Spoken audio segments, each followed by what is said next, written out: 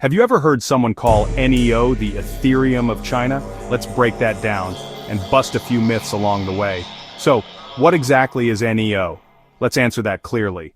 NEO is a next-generation blockchain platform that's all about building a smart economy. It was originally called Antshares, launched in 2014, China's first open-source blockchain project.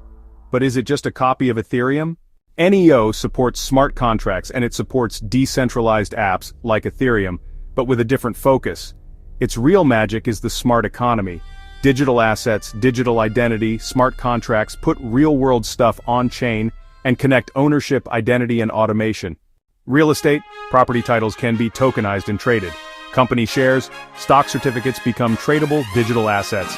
Even fiat money, digital tokens representing currency, and you can trade them securely on NEO's blockchain. NEO gives digital assets legal protection via digital certificates. Records are tamper-proof, building trust for businesses and users alike.